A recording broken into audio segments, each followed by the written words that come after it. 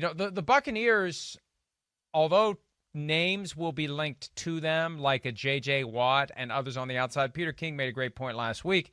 It's hard to bring in anyone else when you've got a bunch of names of players that you're leading them and others to believe you're bringing those guys back. You can't let them go and then go sign someone else. You got to do everything you can to keep the guys that you have and to hold your team together. And that seems like that's objective number one for the Buccaneers this year. Bring the band back together for another run at a second Super Bowl win. It definitely does. They're stacked. I mean, they're stacked. Jason Light has done an unbelievable job. It's hard to look at their team and their roster and look at a spot and you just don't go, it's awesome. It's awesome. You just go, it's awesome. It's awesome.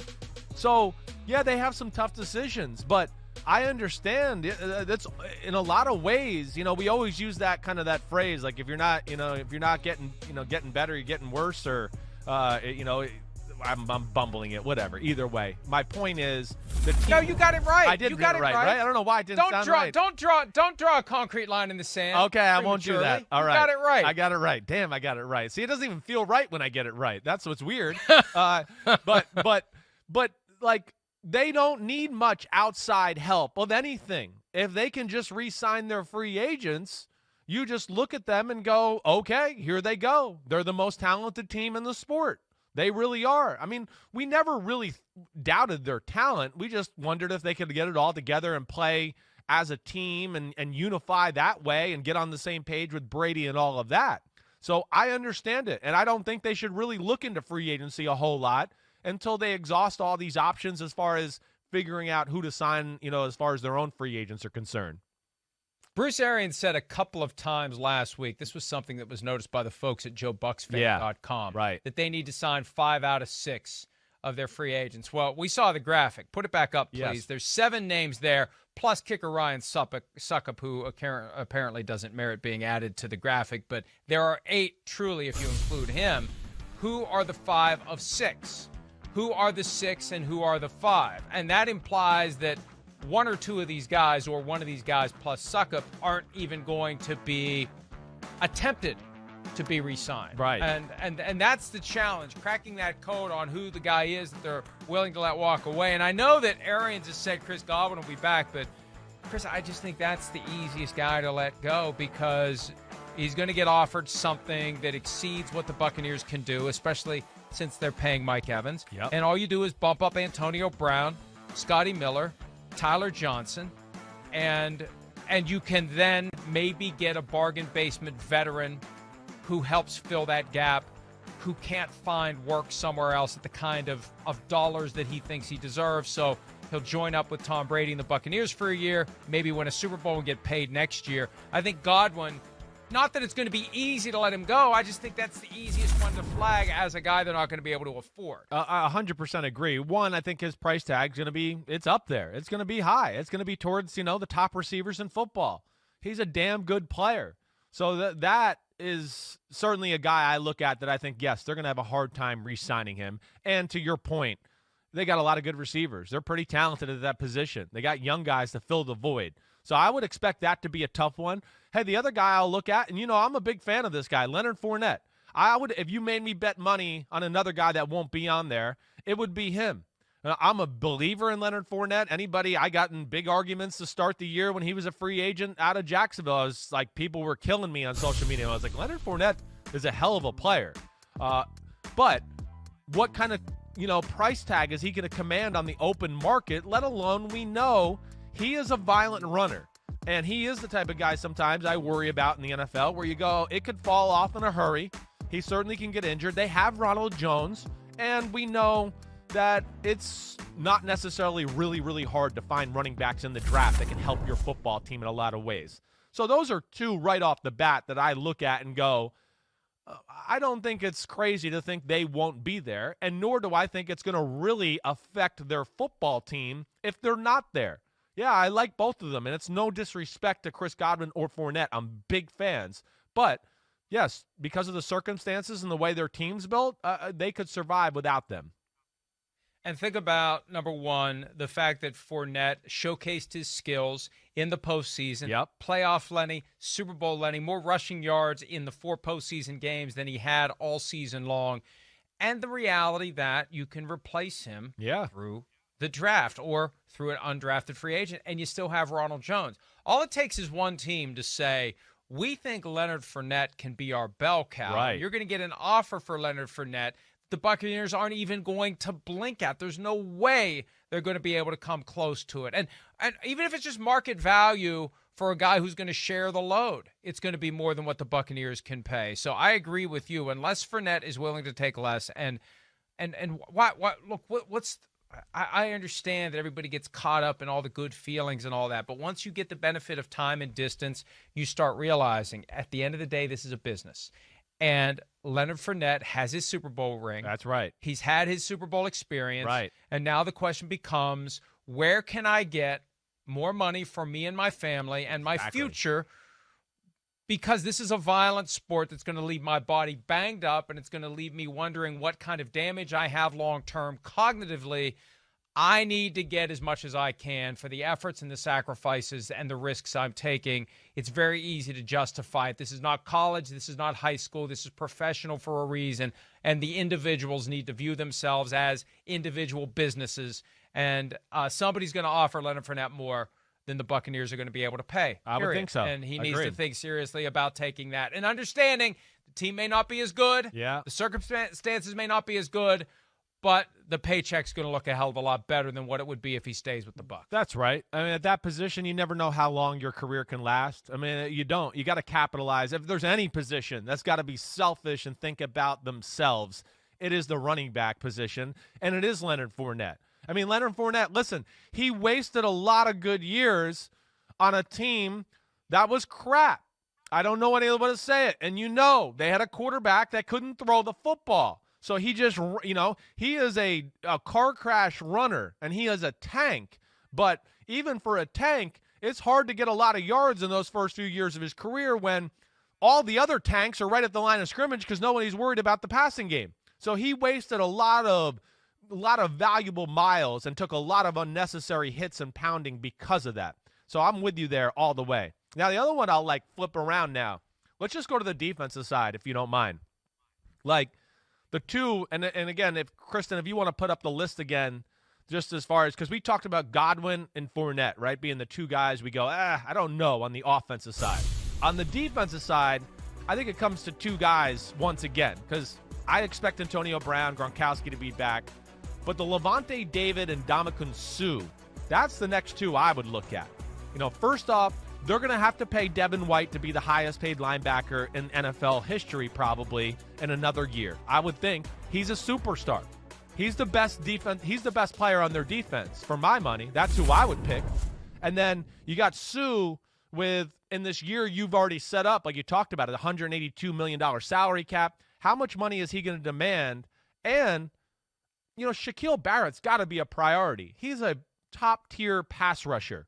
He is the kind of guy that can win you games in Green Bay or in the Super Bowl against Patrick Mahomes and make those few plays to go, hey, we beat these quarterbacks. How the hell did we do that? So I would think they keep him.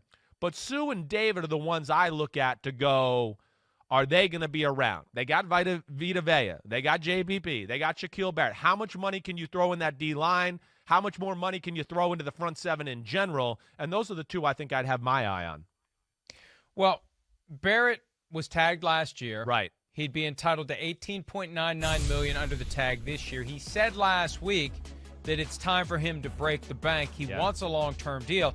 And if you give him a long-term deal, it's very easy to knock that cap number of $18.99 million down, which would make it easier for the Buccaneers to otherwise do business. The challenge is going to be coming up with a fair long-term deal with $18.99 for 2021 as the starting point, because that's typically how franchise tag deals are done long-term.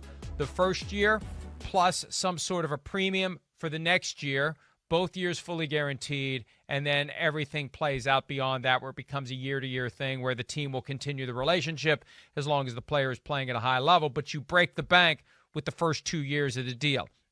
If you're starting at 18.99, throw in another 20, 21 for next year. You're looking at $40 million fully guaranteed at signing. It's going to take something like that to keep Barrett. Right. And I get the impression you think Barrett is the guy who stands out as the most important of the three to keep. If Barrett's one in that hierarchy of Barrett and Sue and David, who's number 2 and who's number 3? Oof. Man, that's a tough one. Barrett is certainly one. Barrett is that guy. And Barrett's the guy that can, command double teams, make those plays like we talked about. He is a top-tier pass rusher in football, let alone he plays the run and does all of those other things. Man, Sue and David, they're both at a similar part of their career. I would say David is a hair more special than Sue at this point of his career. Linebackers with all the different offenses and the tight ends and the running backs and how multiple offenses are, they're very valuable right now in football. And really, you look at the best defenses in football, more times than not, they got like studs at middle linebacker. That's what they do. It allows them to make so many matchup adjustments. So I'll give David the advantage there a little bit over a guy like Sue, who, again, not a superstar anymore, but still a really damn good player. I mean, is disruptive, holds his ground in double teams. I mean, there's certainly nothing negative there. But I think if you made me choose, I'd probably go David there. And the fact that, Vita Vea is there, and I think Vita Vea is a really, really special football player. If he could stay healthy, he is like one of those guys, Mike, that we could put up there, the the play up kings of the world, too, here real soon. And I would think they got to think about him down the future here at some point, too. So, yeah, I'll go David as far as second on that pecking order there. The problem with David, as you mentioned, Devin White is going to have to get paid at some point. It's a lot of money to invest in the second layer of the defense. And I think that David is a guy more likely to be targeted by another team that is just looking to disrupt the Buccaneers. And let's go ahead and pay David. Let's offer him a bunch of money. We can justify it because this. But at some level, it's also, hey, we get him off the Bucs, and maybe the Bucs aren't as good next year as they otherwise would be. That's how David could cash in. Right place, right time, right skill set, and wrong level of defense with Devin White on track to get paid. With Sue, I'm fascinated by the fact that I don't think someone else is going to offer him more than what the Bucs would offer. I think the question is it enough money to get him to do it again? Yes, I think it's Bucs or retirement for Sue. You could be right. I mean, he certainly made a ton of money. I don't think – I'll say this. I don't know about the retirement aspect, but I would agree with you that I don't think he's just going to go play for anybody for money. I think that's gone. Yeah, one of the better teams in football calls him up and he thinks, okay, we can make a playoff run and maybe go to the Super Bowl. I think that would interest him at this point of his career. That's about it. So I'm with you there. That'll be something to watch for. The other thing you got to take into account, too, they do have a guy like William Golston, who's a very good football player. They got good D linemen. So they don't need to spend a ton of money on that position. I'm sure Sue realizes that. But really, I challenge you.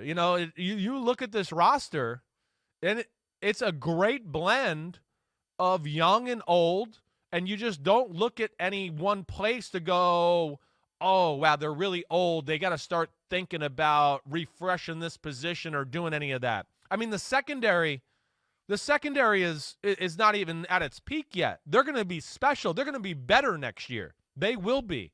The offensive line, the way they're set up, it's really damn good. So they're in a power position. And right now, I just look at it. Anything they do is kind of like icing on the cake for the most part if they can keep the majority of these guys in free agency.